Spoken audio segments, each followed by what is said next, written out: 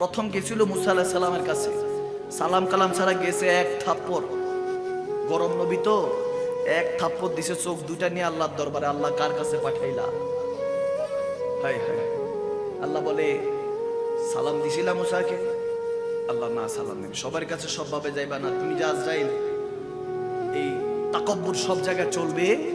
আওয়াজ দেন, সব জায়গায় চলবে না। মুসা আলাইহিস সালাম যখন আবার গেল, তখন বলে যাও এবার আমার আল্লাহ পক্ষ থেকে সালাম দিও। আর বলল যদি হায়াত চায় হায়াত দিয়ে দিতে। ওনার যেই চারাওয়া আছে, ওই পশুটা আছে, উনি যেটার মধ্যে সাওয়ারি হন, ঘোড়াটা আছে, ওটার মধ্যে হাত ফেরাইতে বলো। যতগুলি পশম আসবে ওই পশু বলবেন ততগুলি হায়াত দিয়ে দেওয়া হবে। এরপর তুমি যখন জিবরিল আমিন আজরাইল আলাইহিস সালাম আসলেন, আসার পরে আজরাইল আলাইহিস সালাম মুসা আলাইহিস সালামকে সালাম দিলেন। মুসা আলাইহিস সালাম ওয়ালাইকুম সালাম, তুমি কে? আমি মালাকুল মউত। আচ্ছা একটু আগে যে দিছিলাম? জি ইয়া মুসা। বলে কি জন্য আসছো? জান কবজ করতে? বলে হ্যাঁ, আল্লাহর পক্ষ থেকে সালাম নিয়ে আসছি। আল্লাহ বলছেন যদি থাকতে চান তাহলে থাকেন, আর যদি বলেন যে না চলে যাবেন তাহলে নিয়ে যাব। আর থাকতে চাইলে যে আপনার পশু আছে, হাত ফিরাইলে যত পশম আছে তত হায়াত। সুবহান। মুসা কালিমুল্লাহ বলে যখন তখনই যাব, হায়াত ফুরাইলে কি করবো? বলে তখন আবার আসবো, নিতে আসবো। বলতো যেহেতু তখনই যাব, বন্ধুর থেকে বন্ধুর আর দূরে থেকে লাভ কি? সুবহানাল্লাহ। যেহেতু মালিকটা পাঠিয়েছে তোমাকে, চলো। তখন আজরাইল আলাইহিস সালাম একটা প্রশ্ন করেছে, এতটুকু পর্যন্ত তো শুনছেন অনেক ঘটনা, এখানে আসেন এবার হাকিকতে। জিজ্ঞেস করলেন আজরাইল আলাইহিস সালাম, তাহলে ইয়া মুসা আপনি আমাকে থাপ্পড় কেন দিলেন? এই কথাটা তো শুরুতে বললেও পারতেন। আমার সাথে এরকম ব্যবহার তো জীবনে কেউ করে নাই, আপনি নবী হয়ে এই ব্যবহারটা করলেন। কথায় কথায় খালি থাপড়ান। হারুন আলাইহিস সালামও থাপড় দিয়েছে। এরকম থাপড়া থাপড়ি কেন করেন? নবী হয়ে আপনার নরম দিল থাকার কথা। কি করবো, আল্লাহ মেজাজ গরম দিছে। সুবহানাল্লাহ কর না। হায় হায়। তখন জিবরিল আজরাইল আলাইহিস সালামকে বুঝাচ্ছেন মুসা কালিমুল্লাহ, এ আজরাইল রাগ করিস না, তোকে এমনি এমনি থাপ্পড় দেই নাই, এটা তোর জন্য সবক। সবার কাছে দেদারসে যাচ্ছিস, তোর অহংকার হয়তোবা হয়ে গেছে, হয়তোবা আল্লাহ ফেরেশতাদের মধ্যে অহংকার রাখেন নাই, কিন্তু তুই মালাকুল মউত, তোর তাকাব্বুর চলে আসছে। যাস, মা কান্না করতেছে, আল্লাহ আমার সন্তানকে ফিরিয়ে দাও, ফিরিয়ে দাও। তুই তো থাবা দিয়ে নিয়ে যাস। দুইটা বাস একসাথে যাচ্ছে, দুই প্যাসেঞ্জার, দুই বাসের প্যাসেঞ্জাররা জানে না এখনই কি হতে যাচ্ছে। তুই তো যাস, থাবা দিয়ে সবগুলি রু নিয়ে নেস। তোর থেকে তো কেউ বাঁচতে পারে না। অহংকার তাকাব্বুর তোর মধ্যে চলে আসছে। আমার কাছে আসছো, হঠাৎ আমি মুসার মনে হলো আখিরুজ জামান নবীও তো আসবে। সুবহানাল্লাহ কয় না? সুবহানাল্লাহ বলেন না। আমার প্যারা নবী রাহমাতুল্লাহ, যার কারণে কুল কায়নাত আল্লাহ বানিয়েছেন, আমি মুসাকেও বানিয়েছেন, তুই আজরাইলকেও বানিয়েছে। সেই নবী আসবে, নবীর দরবারে যদি এভাবে যা সালাম কালাম ছাড়া। এই জন্য তোকে আগের থেকে শিক্ষা দিলাম, সবক দিলাম, নবীর কাছে সাবধানে যাবি। সুবহানাল্লাহ। হাদিসে মুবারাকা বুখারী মুসলিম শরীফে মুত্তাফাক আলা হাদিস, হাযা হাদিসুন সহিহ। বুখারী মুসলিমে এসেছে, যখন মালাকুল মউত আমার প্যারা নবীর কদমে পাকে গিয়েছেন, সাথে নিজের সম্রাট জিবরিল আমিনকে সাথে নিয়ে গিয়েছেন। সুবহানাল্লাহ। দস্তক হলো, খাতুনে জান্নাত মা ফাতেমাতুজ জাহরা বলছে, ইয়া রাসূলুল্লাহ, কে জানি দরজায় বাড়ি দিচ্ছে, টোকা দিচ্ছে। তখন আমার নবী মুস্কি হাসিতে বলে, সমস্যা নাই, আমার দুই সিপা সালার এসেছে, আল্লাহর পক্ষ থেকে জিবরিল এসেছে, আজরাইল এসেছে, আপনি মা ভিতরে যান, তাদেরকে আসতে দেন। সুবহানাল্লাহ। হাদিসের পাকে এসেছে। পরে হযরতে জিবরিল আমিন এসে সালাতু সালাম, ইয়া রাসূলুল্লাহ। জিবরিল কি মনে করে? বলি ইয়া রাসূলুল্লাহ, আজরাইল আলাইহিস সালাম এসেছিল আল্লাহর পক্ষ থেকে। কি জন্য? ইয়া রাসূলুল্লাহ, আপনি অনুমতি দিলে জান কবজ করার জন্য, আল্লাহর কাছে আপনাকে নিয়ে যাবে। বলে মাশাআল্লাহ, বুঝতে পারছি মুসা আলাইহিস সালামের সবকটা মনে আছে। সুবহানাল্লাহ বলেন না। আমার প্যারা নবী বলছেন, মুসা কালিমুল্লাহ, আমার ভাই মুসার সবকটা আজরাইলের মনে আছে। আজরাইলও মুস্কি হাসি দিয়ে বলে, ইয়া রাসূলুল্লাহ, থাপ্পড় এখনো ভুলি নাই। এজন্য মাঝে মাঝে শাসন করা তারই সাজে, সোহাগ করে যে, ঠিক কি না? আল্লাহ, কষ্ট হচ্ছে না? আমার নবীর একটা আসিল, ওই জামানার সন্ত্রাস গুন্ডা আমার নবীকে তাকলিফ দিত, কষ্ট দিত। নাম তার আবুল হেকাম। আবুল হেকাম, আবুল কি? হেকাম। বলার সাথে তো অনেকে চিনেন নাই আমি জানি, কিন্তু তার আসল নাম, এটা হলো তার আসল নাম। আমার নবী তারে যে নামটা দিছে সবাই চিনে।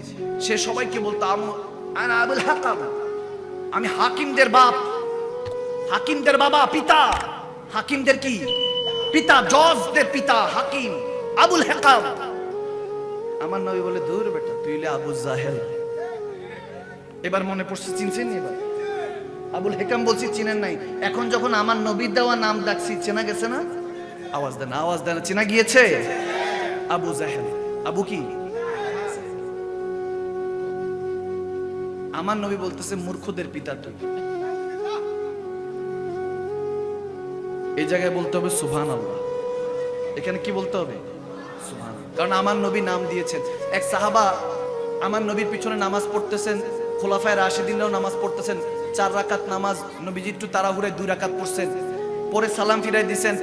কেউ আর কিছু বলে না, সাহাবারা কোনো কিছু বলে না। একজন বলে উঠলেন, ইয়া রাসূলুল্লাহ, নামাজ মনে 4 রাকাত ছিল, আপনি 2 রাকাতে সালাম ফিরিয়েছেন। এরকম কিন্তু অনেক সময় হয়। ইমাম সাহেবকে আমরা বলি কি বলি না? হয়ে যায়, মিস্টেক হয়ে যায়। আমাদের দরবারের এক মুয়াজ্জিন ছিল, নাম বিল্লাল, আল্লাহ বেহেশত নসিব করুক, আমিন বলেন। এরকম একদিন দেখি দিনের 11টায় আজান দিচ্ছে। তো বেচারা ফজরের পরে হয়তো 8টা 9টার পর ঘুমাইছে, তো তাড়াহুড়ো করে আর ঘড়ি দেখে নাই, দিছে 11টায় আজান। সবাই গিয়ে কয়, হে বিল্লাল মিয়া, আপনার কি মাথা খারাপ হয়েছে? এখন কি আজান দিছেন? বলে, ও জোহরের আজান দিছি না, দেরি হয়ে গেছে। বলে, কি জোহরে এখনো দেরি আছে, আপনি কি 11টার দিকে আজান? ও ঘুমেছিলাম। কিসে ছিলাম? ঘুমেছিলাম, খবর নাই। তো এরকম অনেক সময় হয়, ভুল হয়ে যায়, মিস্টেক হয়ে যায়। বান্দা তো ভুল তো হবে, ঠিক না? আমার নবী তার ভুল হতে পারে না। 2 রাকাত পড়িয়েছেন। এখন যখন 2 রাকাত পড়িয়েছেন, তখন একজন সিধা সাদা সহজ সরল জিজ্ঞেস করে, ইয়া রাসূলুল্লাহ, নামাজ মনে হয় 4 রাকাত ছিল। আমার নবী আবু বকর সিদ্দিকের দিকে তাকিয়ে বলেন, আবু বকর, কি 4 রাকাত ছিল? বলি, ইয়া রাসূলুল্লাহ, আমি জানি না, আমি জানি না। তো ওমরের দিকে তাকালেন আমার নবী, ওমর, 4 রাকাত নামাজ ছিল? ইয়া রাসূলুল্লাহ, আমি জানি না, আমার এখান থেকে বাঁচান। সুবহানাল্লাহ বলেন না? ওসমান যুন্নুরাইনের কাছে যা আমার নবী বলার আগেই তিনি মাথা নিচু বলে, ইয়া রাসূল, আমার প্রশ্ন কইরে নি না। সুবহানাল্লাহ কয় না? হযরত ওমরের কাটকাটি ছিল এরকম, মানে ওনার 2 পাশে চড়া এরকম ছিল যে দেখতে এখনকার হাইট যদি বলি প্রায় 8 থেকে 9 ফুট। সুবহানাল্লাহ কয় না? ফারুক আযম ওমর ইবনুল খাত্তাব এতটুকু। আমরা তো নবীজির রওজার এখানে গিয়ে এভাবে দাঁড়াই, কিংবা মিলা দেখে আমি এভাবে দাঁড়াই। বুখারী মুসলিম শরীফের মুত্তাফাক আলা হাদিস খুলে দেখেন, বাবুল আদাব খুলে দেখেন, যারা বুখারী পড়ে থাকেন তেনারা খুলে দেখেন, হাদিসটা মওজুদ আছে। আবু হুরায়রা রাদিয়াল্লাহু তাআলা থেকে বর্ণিত। হযরত ওমর কামলিওয়ালা নবীর দরবারে কিভাবে আসতো জানেন? আমি যদি প্র্যাকটিক্যালি বলি, উনি এত লম্বা ছিলেন যে আমার নবীর দরবারে আমরা কিভাবে যাই? আমরা থাকি এভাবে, ঠিক না? আমরা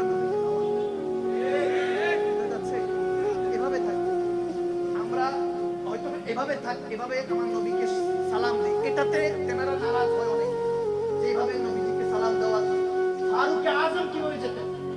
ফারুক আযম প্র্যাকটিক্যালি বলছি, এভাবেও না, ইয়া রাসূলুল্লাহ, এভাবে এতটুকু না, এভাবে করে আমার নবী এখানে যখন যেতেন, এভাবে হাত উঠিয়ে দুই পা দিয়ে আমার নবীর দরবারে এভাবে আসতেন।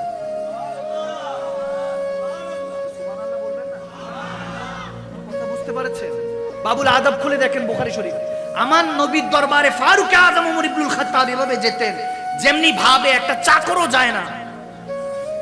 বাদাব বানাসিব, বেআদব বেনাসিব, আদবে আউলিয়া, বেআদবে শয়তান।